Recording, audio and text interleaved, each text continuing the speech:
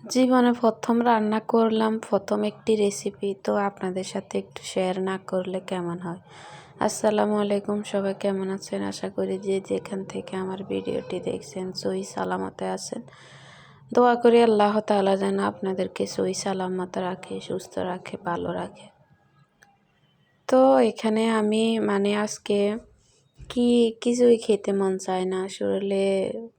প্রতিদিন বলতেও ভালো লাগে না, শরীর অত ভালো নাই। তার ভিতরে আবার একটু দৌড়াদৌড়ির ভিতরে আসি, সব কিছু মিলাই ভালো লাগে না কোনো কিছুই। তো আজকে চাইছিলাম যে দেখতেছি অনেকজনেই রান্না করে যে ডিম সিদ্ধ করে এভাবে রান্না করে, তা আমি কই আজকে দেখি আমি ট্রাই করব। ওমা, ট্রাই করতে গেলে গিয়ে দেখি যে হলো না, সবাই রান্না করে সবারটা দেখি কি সুন্দর উঠে যায়, কিন্তু আমার ভাগ্য খারাপ, তাই আমার ডিমটা উঠলো না। তো এখানে ভেঙে দিয়েছি লবণ দিয়ে ভালো করে গুঁটে, তারপর আমি বসিয়ে দিয়েছি চুলার ভিতরে, পাতিলে পানি একটু কমাই দিয়ে রান্নাটা সিদ্ধ করে নিছিলাম। এটা বাপ দিয়ে নিছি আর কি। তো এখানে আপনাদের ভাইয়াকে মোবাইল ধরতে দিয়েছি, আর ওকে মোবাইল ধরতে দিলে যে হবে এটা আমি ভালো করেই জানি। তো এখানে তো দেখতেছেন কি একটা অবস্থা, উঠে নাই, নিচ থেকে নিচে লেগে রয়েছে।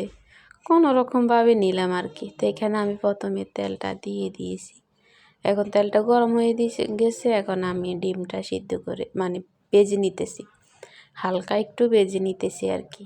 আপনারা হয়তো ভাববেন যে আপা বলতেছে সুস্থ কিন্তু অসুস্থ, কিন্তু কথা তো অনেক কড়া। আসলে আমি কথা বললে কেউ বুঝতে পারবে না আমি সুস্থ না অসুস্থ। আমি অনেক অসুস্থ, এখনও শুয়ে আছি। তো কি অসুস্থ সেটা নাহি বললাম। তো এখানে আমি আলুটা ওগুলা বেজে নিয়েছি, বেশি ভাজি নাই, ভাজলে তো এগুলা হয়ে যাবে, বেশি শক্ত শক্ত হয়ে যাবে, তখন খেতে ভালো লাগবে না। তো ওই তেলের ভিতরে আমি আলু দিয়ে দিয়েছি, আলুটাও ভালো করে ভেজে নিয়েছি, কারণ আলুটা সাদা সাদা লাগতেছে, আমি ওই যে হলুদ দিই নাই তো এর জন্য। তো পরে আমি মশলাটা দিয়ে দিলাম। এখানে আমি জিরা বাটা, তারপরে রসুন, আদা বাটা, সব কিছু, আবার পেঁয়াজ বাটা, সব কিছু একসাথে বেটে নিয়েছি আর কি। পেঁয়াজের পরিমাণ একটু বেশি দিয়েছি, তাই বেশি লাগতেছে আর কি। তো ওগুলো দেওয়ার পরে তারপরে পরিমাণ মতো একটু ভালো করে ভেজে নেওয়ার পর পরিমাণ মতো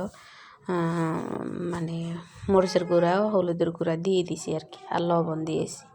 তো এগুলো ভালো করে আমি কষিয়ে নিয়েছি, জল একটু দিয়েছি, ওটা আমি আপনাদেরকে দেখা নেই, অল্প একটু জল দিয়েছিলাম আর কি আলু সিদ্ধ হওয়ার জন্য।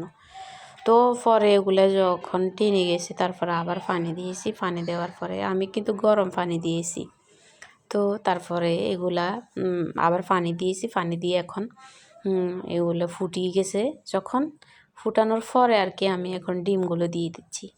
তো ডিমগুলো দেওয়ার পরে এখনও খাই নেই আসলে, রাতের এখন 11টা বেজেছে, 11:30 বেজেছে, আপনাদেরকে আমি বয়স দিতেছি। তো এই যে দেখেন আমার ডিমগুলো হয়ে গেছে অলরেডি। আজকে একটু তাড়াতাড়ি বয়সটা দিয়েছি কারণ শরীরটা তো ভালো লাগতেছে না। তো দেখেন কালারটা